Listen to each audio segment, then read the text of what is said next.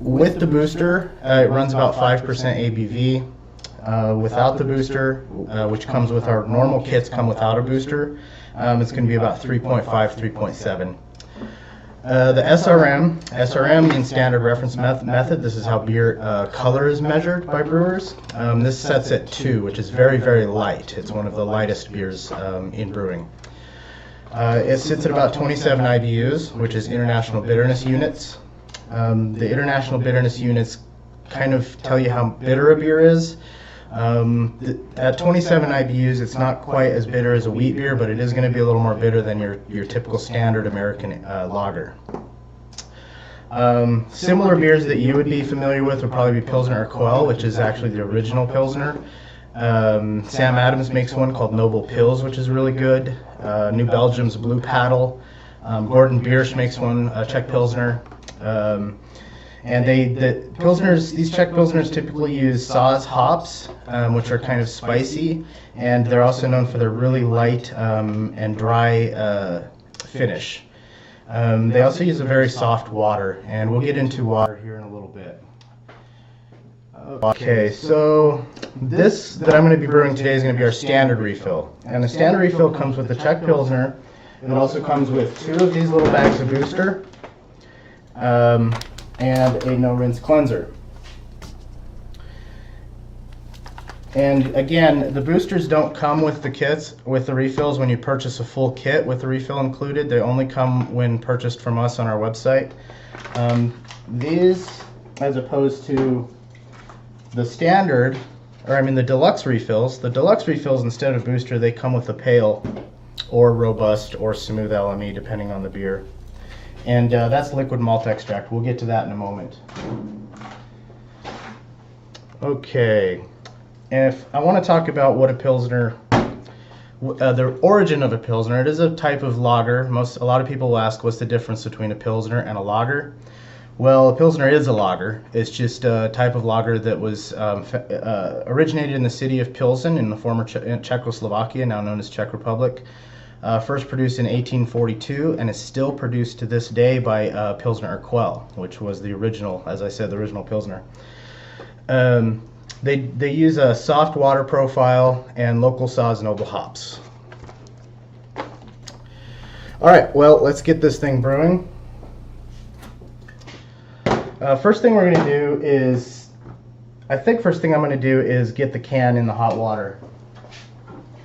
So what we're going to do is we're going to put the can in some hot water to get it softened up a little bit so that it pours out of the can much easier.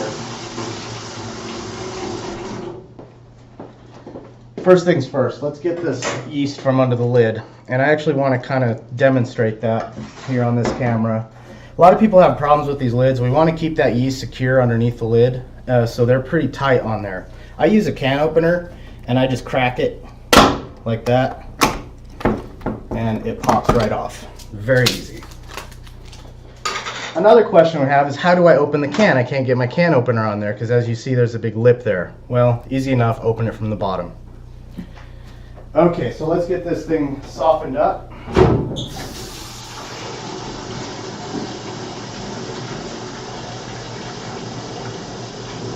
And while that's filling with water, I'll start getting the sanitizing water ready. So the no-rinse cleanser is you're going to use half for your fermenter and everything that's going to be touching the beer after the boil, and the other half is going to be saved for your bottles.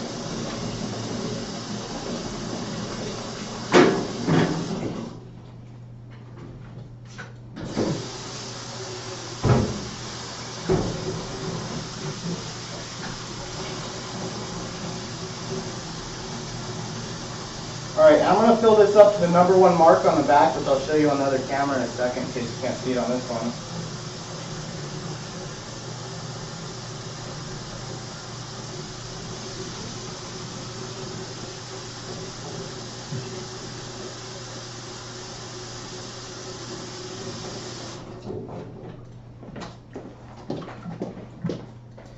Okay, so they have these markers on the back of these, a 1 and a 2. If you have one of our older kegs, it's actually going to be like a 4.5 and an 8.5, and that's how you'll translate it over. All right, so we get our no rinse cleanser.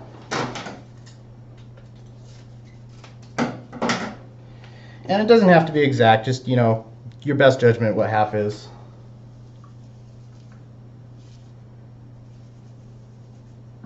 And that's about half right there. I'll go ahead and close this and set it aside for when we come to bottle. Okay, so you want to put the lid on. Go back to your sink because there are two notches underneath the lid. Let's see if we can get those on the camera. These notches here, these allow CO2 to escape during fermentation. If those weren't there, your keg would explode, and we don't want that. So because of that, you're going to want to do it over the sink because it's going to be a little bit of a mess otherwise.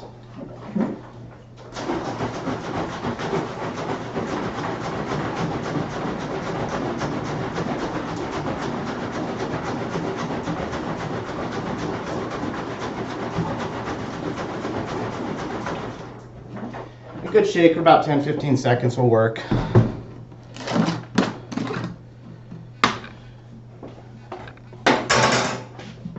Next thing I'm going to do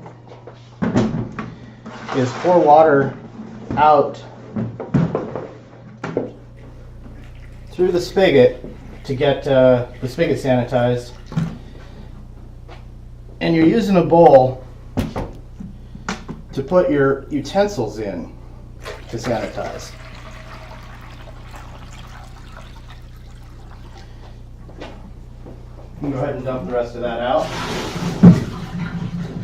And as the package says, this is a no rinse sanitizer, so you do not want to rinse it. Don't worry, it is food grade.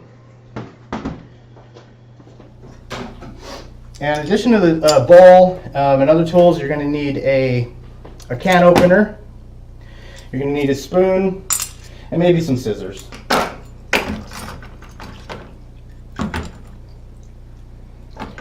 And just go ahead and sit those in there.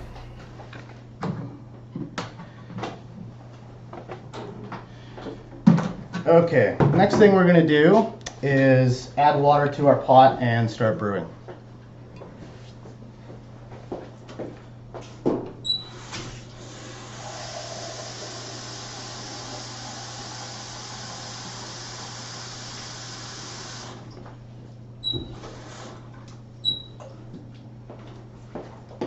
All right, so we're going to use 4 cups of water.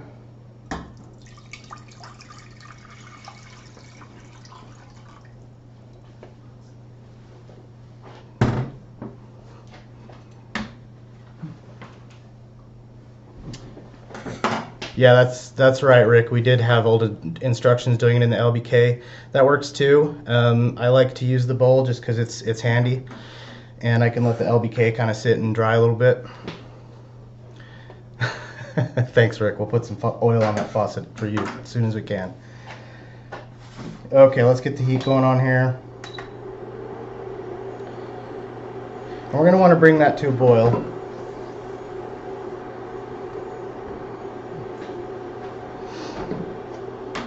All right, while that's heating up, I want to talk a little bit about water.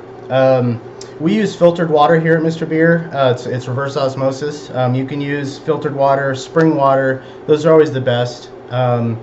Water straight out of the tap can be a bit too chlorinated depending on your region, or it can have chlorinase or other things in there that can affect your brewing. We don't recommend using distilled water because it does lack nutrients that the yeast use. The only time you would use distilled water is if you want to get into more advanced brewing and you're trying to create water profiles. A water profile, in short, is the profile of a water in a certain region, a city or town. Typically they'll have different varying amounts of minerals and chemicals.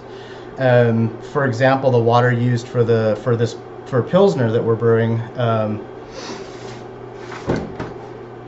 is soft water, and it gives it a really nice gentle mouthfeel. Hard waters are really good for IPAs because it brings out the hops more, gives you a really nice dry finish. But again, water profiling is something a little more advanced, and it's something we'll probably go through in another episode in the future. And let's check on that malt.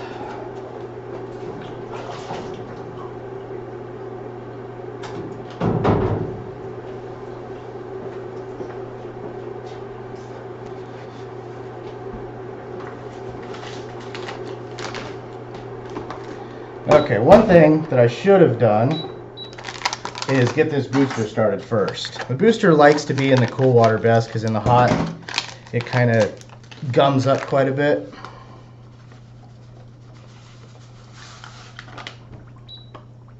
So as you can see, when it's really hot, it'll gum up and chunk, and it's kind of a pain to dissolve. So you want to start it cool, like I should have done, but I'll do that in the future videos.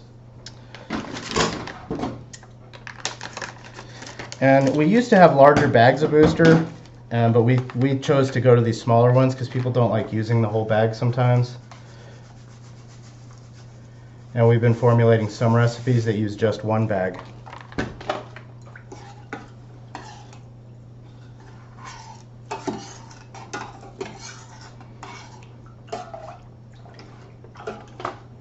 All right, what I like to do is get it started dissolving and then bring the heat on.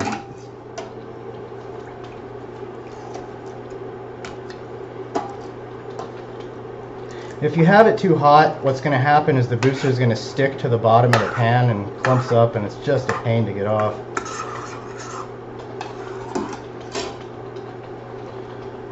Oh, let's see what you guys are saying.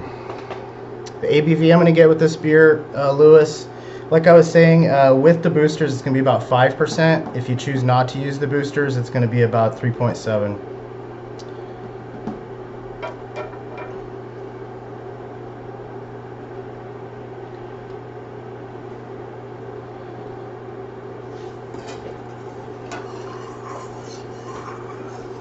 Okay, see how fast that's almost all completely dissolved now.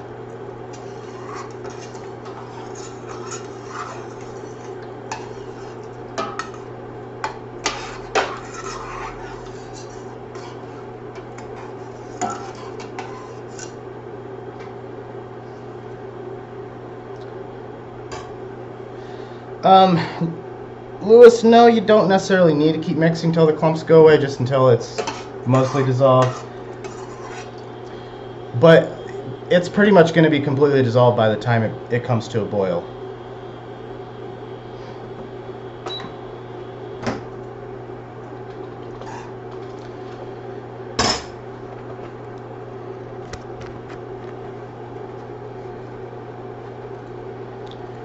Okay, and one thing I do want to mention, while this is considered a Czech Pilsner or a lager, it is not a true lager. We include ale yeast with most of our lagers because lagers require a little more care. They have to be fermented at lower temperatures, 45 to 55 degrees. A lot of people don't have the capability to do that in a small home brewery scale.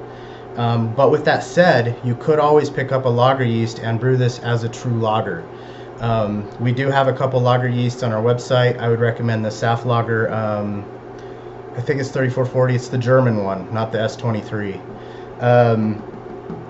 And you'll want to ferment 45 to 55 degrees for 3 weeks, and in the last 3 days you want to bring it back to room temperature, and then bottle 3 days later. That's called a diacetyl rest, because lager yeast are notorious for creating a chemical called diacetyl that tastes kind of like fake movie popcorn butter, which does not taste good in a lager, trust me.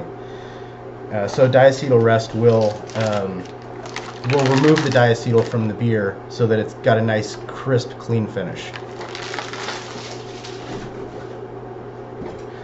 Alright, and that booster is completely dissolved.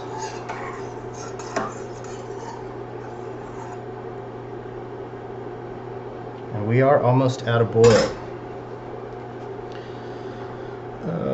And yeah, speaking of scratches in the LBK, like Hot Rod brought up, when cleaning your LBK, you definitely want to be careful not to use any type of coarse rags or scrubbers or anything, because scratching the inside, it can harbor bacteria, which is very, very difficult to clean.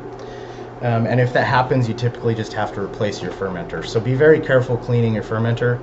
It's always best to clean it right after you're done using it. Don't wait and then clean it, because that gunk on there gets really hard. They call it beer stone in breweries for a reason. It gets very hard. It's very difficult to clean, and you will risk scratching your fermenter trying to get it off. All right, looks like we are now about to hit a boil. So I'm going to grab that can.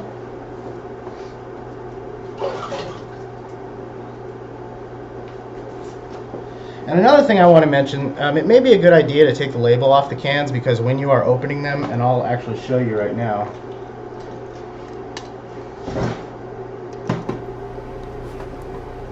Let's go and set this aside.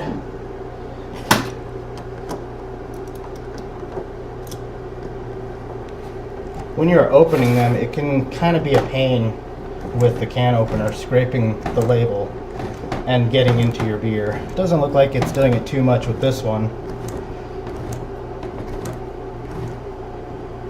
Oh, nice and clean for once. Doesn't always do it, but it is sometimes a good idea to take it off the label off the can before you use it. Alright, we're going to go ahead and remove this from the heat. Now I'm using an induction burner, which you don't really have to remove it from the heat. You can just turn it off because it completely gets rid of the heat. But if you're using like an electric or burner or stove, you definitely want to take it off the heat, because it can risk scorching your malt or even darkening it too much. Right, Rick, no licking the lid. Unless you want to. It does taste good.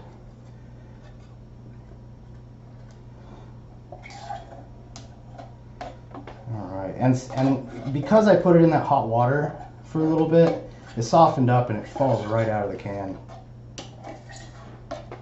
You don't want the water in there too hot. You don't want to put it in a thing of boiling water, just warm water, because you don't want to darken your malt too much. And liquid malt extract will darken over time, and I'll explain that when we get to the malt extract discussion portion of the show.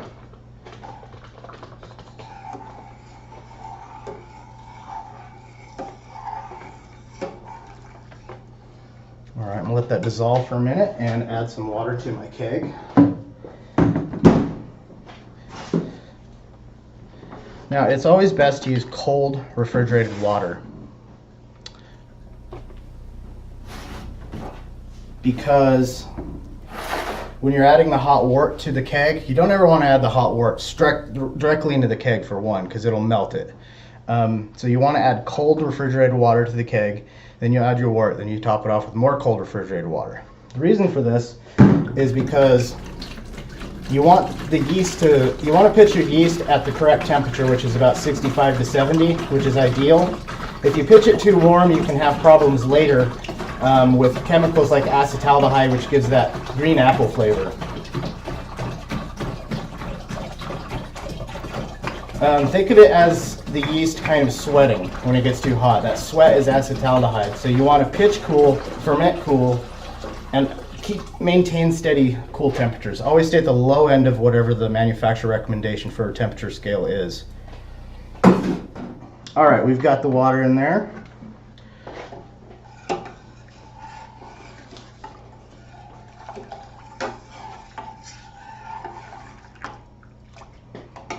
And now you want to dissolve this until there's nothing left on your spoon as far as malt is. So there's still a little sheen of malt. So stir it, and I kind of scrape the bottom to get the malt off the bottom. And that's good enough, I think. Okay, so I have a pre-sanitized funnel.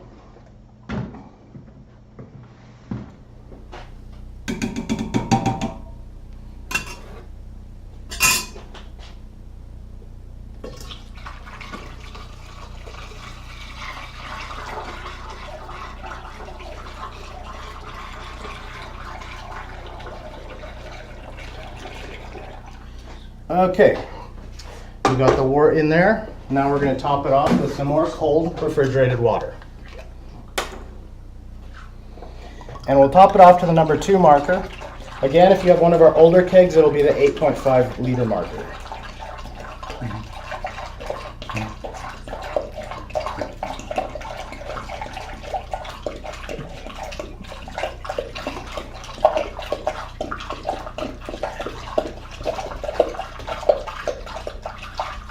Alright, good to go, number 2. Alright. Now you want to stir that really, really well. not just to mix it up, but also to give some oxygen to the wort so that the yeast will ferment a little better.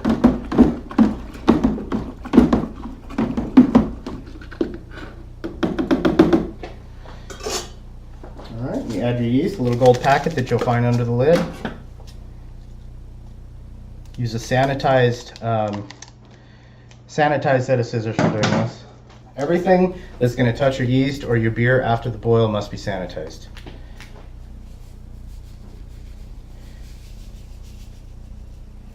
And there is no need to stir this because the yeast will find their way.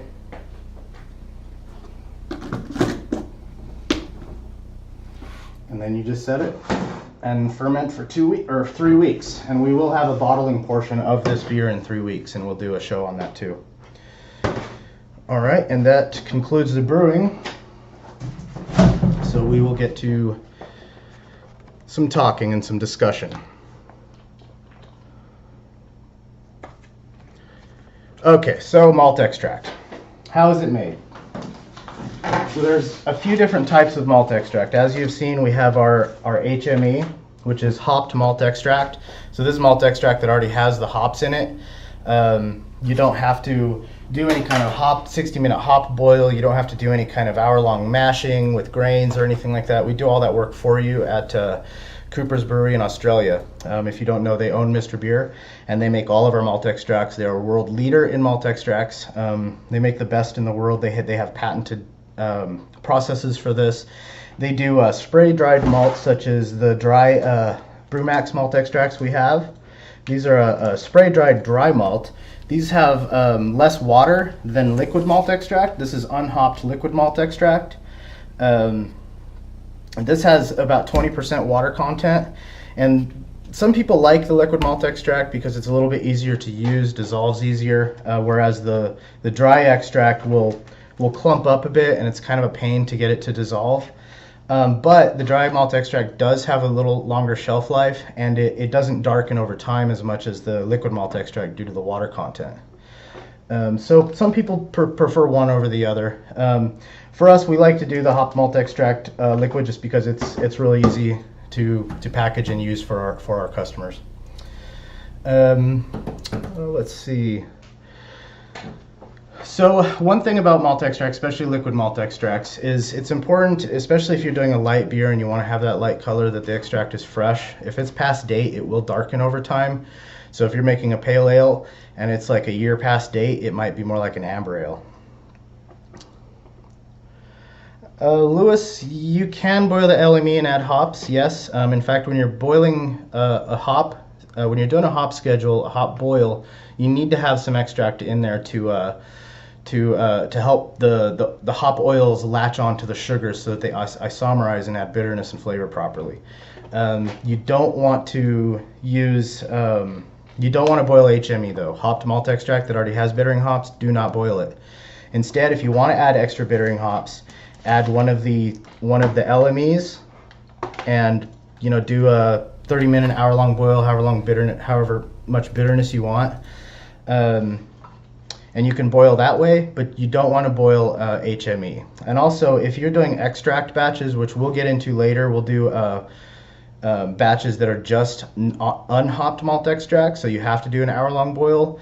And we'll talk more about hop schedules and stuff. But when you're doing batches like that, you typically want to boil a little bit of malt extract. You don't want to do a full boil with all of your malt extract because it will darken. That's called kettle caramelization. Not only does it darken the extract and your beer, but it'll also caramelize some of those malts and render them unfermentable, making your beer a little bit too sweet. So what I do is I add just enough to give about a 1038 1.038 gravity. This is a little more complicated stuff we'll get into later on. But I save all the rest of my extract for late in the boil, like last 10 minutes, and then add that in. And I'll demonstrate that in future shows. We will be doing a lot more shows in the future. So, okay, any more questions here? Let's see. Yeah, don't scrape the keg while doing metal utensils. You want to definitely be careful not to scrape the inside of the keg too much. Yep, silicone whisks are great. I also have silicone spoons that I use sometimes. And let's see, I have some other questions here. Can I add sugar to my extract beer to raise the alcohol?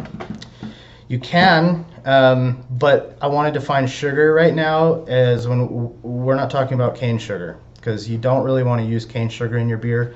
There's some Belgian beers that do it. They use Belgian candy sugar, which is actually a beet sugar, which is very similar to cane sugar. But you don't really want to use those unless the recipe specifically requires it, because it can cause cidery flavors.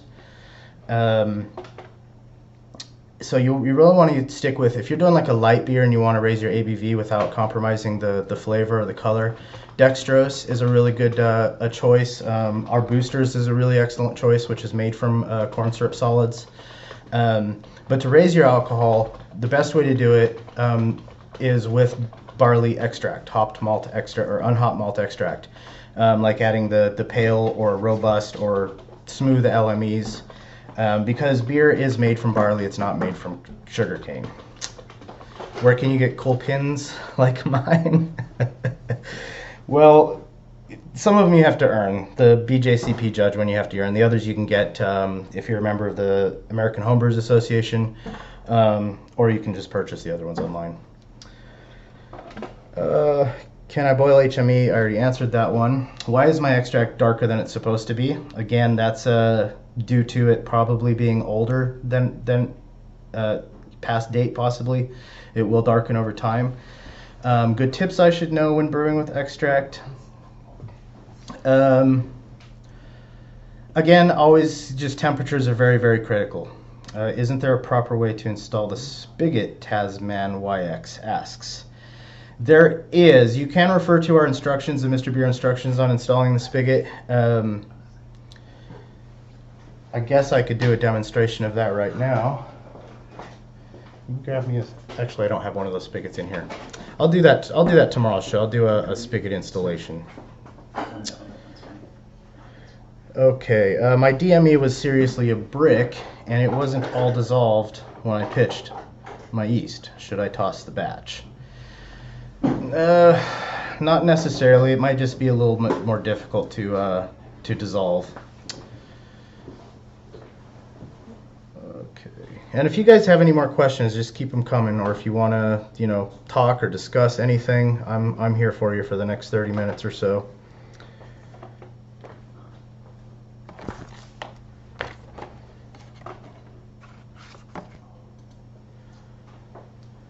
Okay, so here's a good question. I want to add DME or LME to my beer to increase ABV and body, but I still want a well-balanced or hoppy beer. How do I make it hoppier to compensate? And one thing that I forgot to mention too is that whenever you are raising ABV on your beer recipe with liquid malt extract, dextrose, sugar, or what have you, it will lower your hop flavor. It'll throw it off balance, so you may want to add a little bit of hops back into it.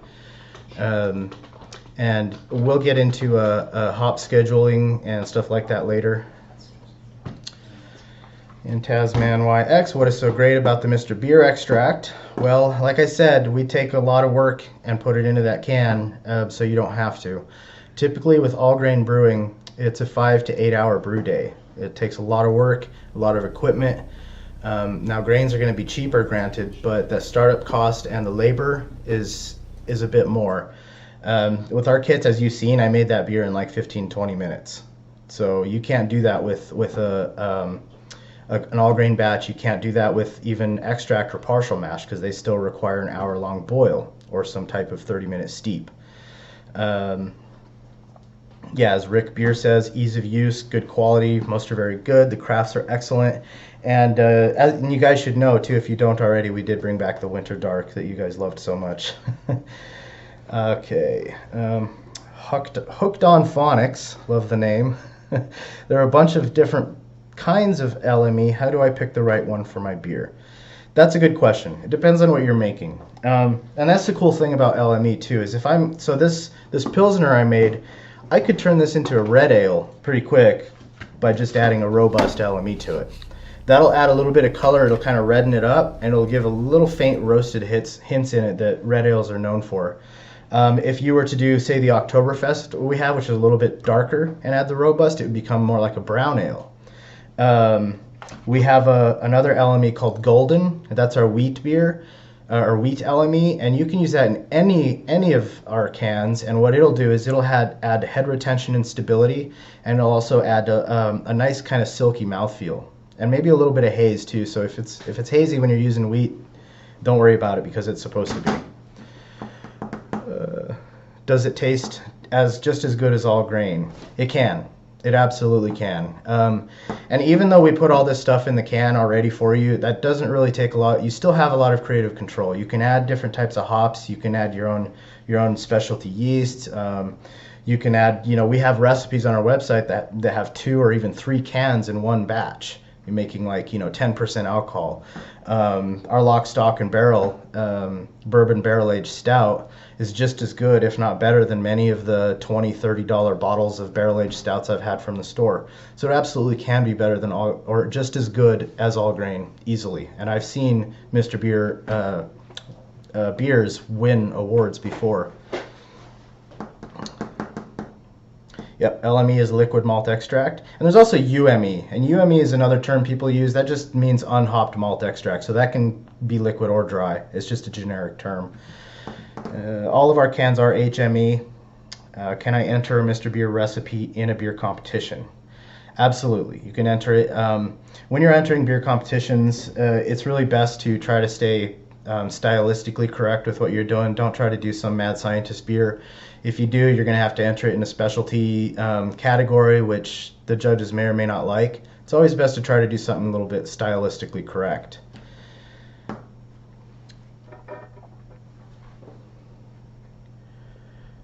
Dr. Josh is the cure for Phil. Yeah, I wish. All right, well, you guys talk to me. What are you guys brewing? Tell me what you're brewing today, or what you're going to be brewing, or if you have any questions about it or anything like that. If I let my beer sit longer, will it help off flavors? Typically, we recommend 3 weeks. 7 to 10 days is how long it takes for yeast to ferment all of the sugars out of a beer. The second week is going to be, they're going to start to consume off flavors that they created in the beer. And the third week, it's going to kind of clarify and settle out. Now, you'll still have enough yeast in suspension for carbonation, so I wouldn't worry about it too much. And another thing you can do, this is something, Rick Beer actually has a really great post on our community forums, which I believe is community.mrbeer.com. And he talks about cold crashing. And cold crashing is it's a great trick that you do the last 12 to 24 hours of your fermentation. Take your keg and put it in the refrigerator and let it sit for 12 to 24 hours. And what this does is this compacts the trub, which is all of the sediment, and creates a really nice tightly packed sediment cake. And it also helps clarify the beer, and you actually get a little better yield, a little more beer out of it, and not as much loss. Okay, does it really take 6 weeks to brew the beer? My brewer friends say they can be done in 4 weeks. Yeah, absolutely, you can do it in 4 weeks if you have a kegging system.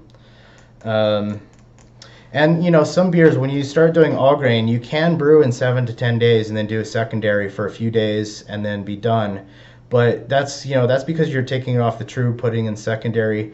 Our beers are just, we want to keep it as simple as possible. Thank you very much, Rick Beer, for the link. We don't want to overcomplicate things for people. So you can absolutely do it in less time, but the beer will taste a little bit better if you do the full 3-week fermentation and 3-week carbonation. If you are kegging, then you can do it in 3 weeks and then keg it and have it pretty much forced carbonated overnight. So you can do it in 4 weeks easily, or 3 weeks actually. I'm going to brew the LP IPA. What would be the best additive to get that to be a double IPA? I like the color, but I want more bitterness. Okay, so to be a double, you'd also have to double up the malt extract as well, because a double is technically about 7% and higher. And if you want more bitterness, just brew 2 cans in one batch. I mean, there you go. That's almost 8%. Alternatively, you can do like an LP IPA and put maybe an American ale in there. That wouldn't be as high or as bitter, but it would give you a little bit more of a balanced double IPA.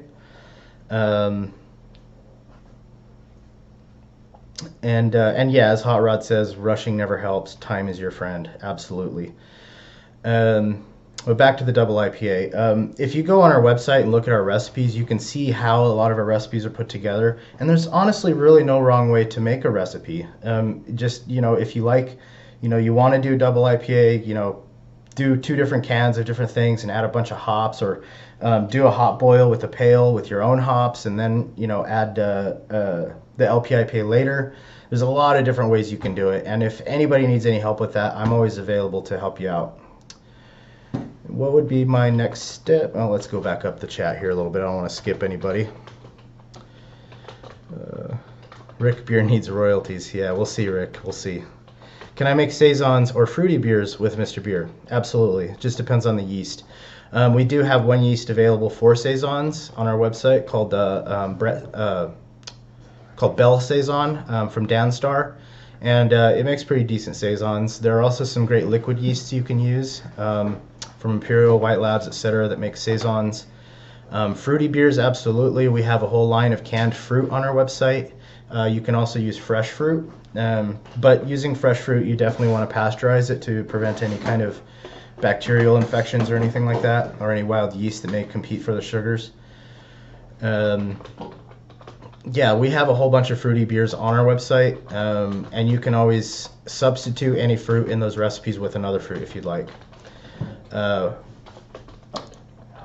Thanks again for the link, Rick. And what would be my next step with Mr. Beer once I'm ready for more challenge? The next step from our basic recipes would probably be moving up to our partial mash recipes, where you're steeping some grains for 30 minutes at 165 degrees. We have several of those on the website, and I'll be brewing a lot of those in upcoming episodes as well. Especially as we get new recipes coming in, I'll brew them as soon as we have them, so you guys can see how it's done before you even order it. And then the next step from partial, from our recipes from partial mash would be to move up to. A lot of people move up to 5-gallon batches of unhopped malt extract beers, where they're doing the hour-long bittering themselves by choosing their own hops. And this gives you a little more creative control, but again, it's a little bit more labor intensive and takes a little more time to do. And then the step after that would be a true partial mash, which is using the unhopped malt extract with your hop schedule and adding some extra grains, just like we do with our little mini partial mashes. And then from there is your all grain brewing, which again takes a very long time, is labor intensive, but there are cheap, easy ways to do it, and we'll confront all of those in future episodes, including brew in a bag, doing a full hop, or in a mash tun. We'll even build some mash tuns and show you how it's done, things like that. We're gonna have all kinds of stuff. Okay, Discord server. Yes, we do have a Discord server actually. And yeah, we will be announcing that soon. And that's going to be, you can actually voice chat on there with everybody. So that's a good way for everybody to really, especially for our community forum members who like to come on here, it's a good way for them to get to know each other a little bit more too. There will be recordings, I believe. We're going to be doing recordings. Missed the last 15 minutes. Yeah, that's okay. You didn't miss too much. I'm going to be touching on a lot of this stuff in future episodes too. I should be drinking some beer. Yes, I should be drinking some beer. I'll drink some when I get off work.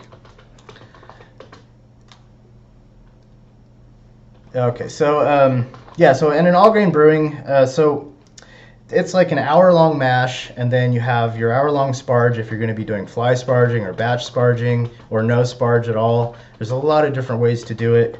I'm going to be doing some all-grain brewing on this channel. Going to be doing partial mash, going to be doing unhopped malt extracts. We're going to be doing a little bit of everything so that you guys that want to move up and into larger batches with more complicated instructions, things like that, can. I always tell people brewing beer is not rocket science, but it can be if you make it that way. And also, another thing I like to tell people is if you can make a box of mac and cheese, you can brew beer. But you'd be surprised how many people can't make a box of mac and cheese. Yes, tomorrow we will be brewing the regular classic American light, and I'm gonna try to have some more questions and things for you guys too. Some more stuff to discuss.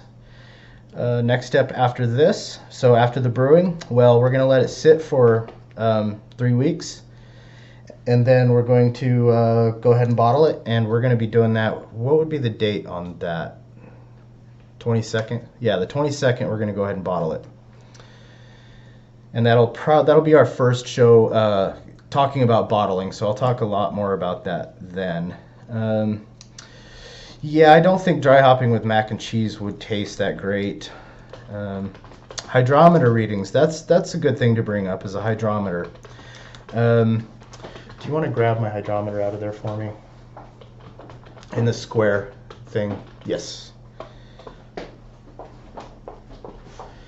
And one of the tubes that are standing up. Thank you. Okay, so this is a hydrometer. And what this does is this measures the sugar content in a beer or in a wort. It does not measure alcohol. People think that it measures alcohol. It can tell you your alcohol, but it actually measures sugar. So when you start, you'll fill your tube with the beer, and put this in there, and it's going to float, and wherever it's at, that's going to be your starting gravity. And so that's going to tell you how much sugar you have in the beer that the yeast are going to eat. And then after 3 weeks, when it's done, you pour this with more beer and take another reading, and it's going to show you how much sugar was lost. And so the yeast that fermented that sugar, that amount of sugar that was there and that's not there anymore, that's going to tell you your alcohol content. And there are online calculators that show you how to do that. One thing to keep in mind is that most hydrometers are rated at 60 degrees. So if you're at 65, 70, or 58 or whatever, you're going to have to do adjustments for that as well. Again, there are calculators for that too. Okay, they want to see it in action. All right, well, let's pour some of this in here and do a starting gravity.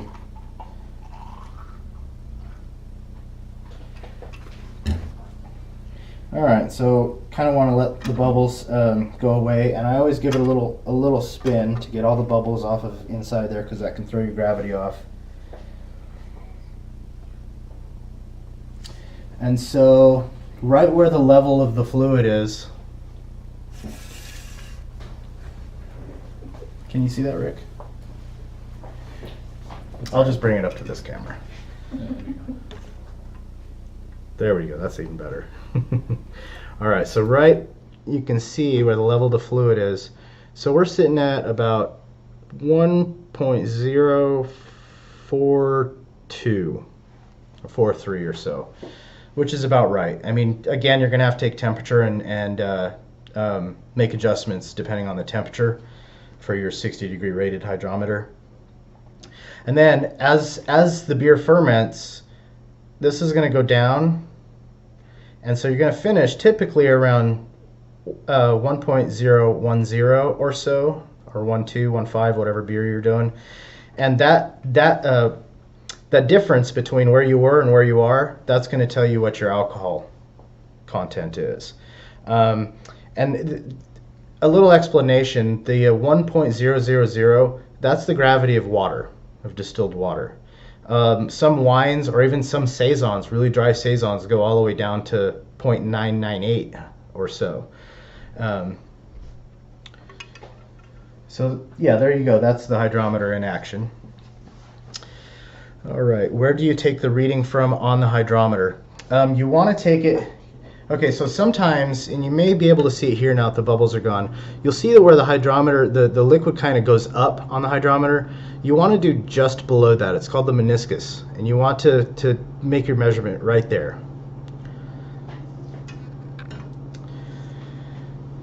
And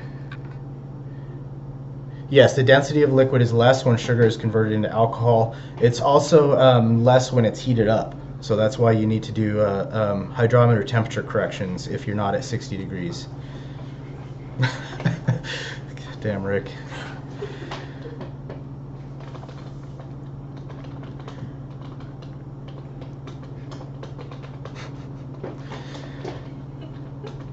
All right, and now the hydrometer is not really required when using our kits. If you follow the instructions, you don't need a hydrometer. It's really if you're going to be formulating your own recipes and you're trying to figure out what the gravity is, or if you're doing a kind of complicated recipe and you want to make sure you know, you're hitting all those numbers that you were expecting. There are a lot of different brewing programs such as QBrew.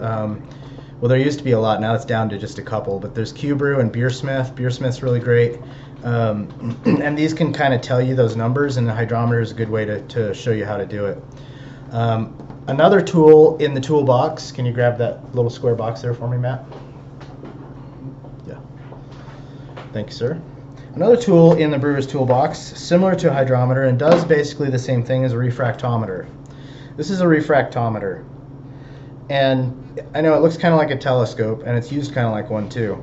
So what you do is you'll take a little drop, and I'll use the hydrometer to do this, and just put it on there. And then you look through it, and I wonder if the camera can actually see this. Let me know, guys, if you can see that. Yeah, and so it shows the line there where the SG, the specific gravity is. These are really great to find your starting gravity, but they're not accurate when doing your final gravity because they use light refraction, and when alcohol is in there, that throws the light refraction off.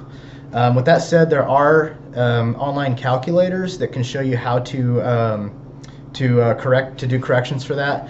But the great thing about refractometers is that it only uses a drop. It doesn't use a whole giant tube where you're wasting a bunch of beer, because it's bad practice to put the tube of beer back into your batch, because it can introduce oxidation, infection, or things like that.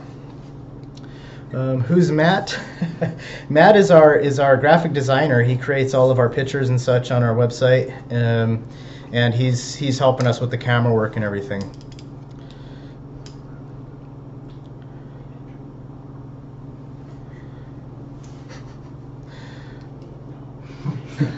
You guys are hilarious. There's a little Matt in all of us. Okay, so yeah, that's a refractometer. These are a little bit more expensive, but they're definitely really useful. And what I really love about these is for like fruits. Like if you're trying to do apple ciders, for example, if you're using your own fresh fruit, you can actually take a drop of that actual fruit juice and find out the Brix or the SG of that fruit, and do some calculations to figure out how much it's going to, so if you have a variety of apples, you can figure out which one's going to give you the most sugar content, things like that. They're really more common in wine making than beer making, but you'll see these in breweries all over the place too. And we do sell these on our website for I think $35 or something like that. But again, you don't really need these tools unless you're really wanting to get more serious into recipe formulation, crafting your own recipes and such. If pre-fermented, you can pour it back in the keg. After fermentation, just drink it. I mean, you can drink it now too. It's gonna be nice and sweet, but it's just bad practice because when you're pouring in there, there's a bunch of oxygen touching it. And I know I said to oxidize it with the yeast, or but that's a little different. Once the yeast is in there and everything's done, you really don't want to expose it to oxygen too much. So by pouring it in here and then pouring it back in there, that risks a little bit of oxidation and possibly infection if you didn't sanitize this. So you can do it. I'm not saying not to. It's just bad practice. So. And anybody else have any more questions for me today? We only have about 5 minutes left, I think. My timer died. Okay. Where's the best place to buy Mr. Beer products? The absolute best place is on our website because it's going to be more fresh if it's from us. We get people who buy them from convenience store, or not convenience stores, from like grocery stores or thrift stores, things like that, and they complain that it's old or whatever, and or even from Amazon. I mean, you can buy them on Amazon, which is great, but it's not guaranteed to be as fresh as purchased from us. And also, offer the booster with our refills, whereas no one else does. And you can also buy them in my store if you're in Tucson. Can you brew it if it's old? You can. Typically 2 years past the best by date. Up to 2 years past the best by date, it's fine if stored in a cool location. Heat will promote oxidation of the malt and darkening of the malt. So really keeping it in a cool or even refrigerated location is fine. Your yeast you can keep in a refrigerator. You really want to keep refrigerated. Dry yeast does not have to be refrigerated, but it will extend the shelf life by 6 months to a year or so. After 2 years, you probably don't want to use the malt extract. It may be too oxidized. If that's the case, it's going to be way darker than normal, and it's also going to have kind of a wet cardboard stale flavor, which is not going to be good. We have people emailing us all the time with our old West Coast Pale Ale kits from the pre-Coopers days that are from like 2010 wanting to brew with them. And yeast is a living organism and it's perishable, so it's not going to survive after a couple of years. If you do have a malt extract that's past or that's within the 2 years but past the best by date on the bottom of the can, you can still use it. You'll just need to replace the yeast. If you're only about 4 or 6 months past the date, you can probably still use it, but you may want to just put the yeast in a little bit of like sugary water and let it grow overnight to be sure it's still viable. Okay. Would you recommend getting new yeast if it's old? Yes, absolutely. I recommend getting new yeast if it's old. The Maillard reaction is a chemical reaction between amino acids reducing sugars that gives brown food its distinctive flavor. Yes, and that's also why you don't want to boil your HME, kettle caramelize your HME and cause some of it to become unfermentable, and it's just going to taste too sweet. What will prolong the BB date? As I said, refrigeration. Refrigerating it is fine, but again, you want to put that malt into hot water to soften it up before use. Otherwise, it's just going to be like molasses coming out of there. Yes, hops in the freezer. You can put dry yeast in the freezer. It's not going to hurt it. It's freeze dried. You don't want to put liquid yeast in the freezer. Dried yeast, totally fine. Liquid yeast, no way. Hops, yes, in the freezer or fridge. Is totally fine. Your grains, I want to talk about that too. If you get a partial mash from us and you have the grains, those are good. I recommend putting those in the freezer as well, and using them within 6 months.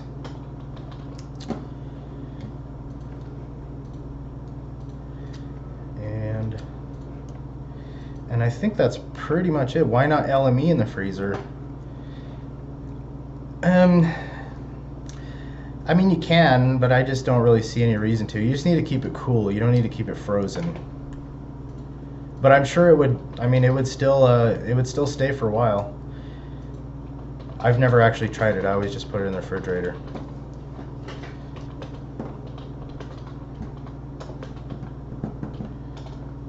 Possibly, it could burst the pouch, Rick. I'm not sure. I should actually test that. I'll throw one in the freezer when we get off here and see what happens. And I'll let you know next show. And I think we're coming up on the end here. Am I right, guys? All right. So I would like to thank you guys for watching. This is our first stream. Sorry if we had any hiccups. We're going to be doing this a lot more. I would appreciate you forum member guys to go on to the post that I put up and give any type of feedback or any suggestions for future shows. Things that we'll have. Oh, Tim's here. He's watching the store for me. But will Tim have to clean the freezer? Yes, he has to clean everything. We make him clean everything. But I want to thank everybody for watching. Be sure to tune in next time. We're going to be doing the Classic American Light refill. And I think after that we're going to do a partial mash. And then we'll start doing more advanced brewing and also some other DIY stuff later shows. So we're going to be doing these a few times a week, probably even more. So keep checking in. We didn't hype this one up that much because it's still fairly new and we're still working our way through it. But again, thanks a lot everyone for showing up, asking the questions, the discussions. Really great time, and we will see you at the next show. And we'll have that information up on our forums and on our Mr. Beer Facebook page. And you guys have a great day, and don't get too drunk tonight, all right?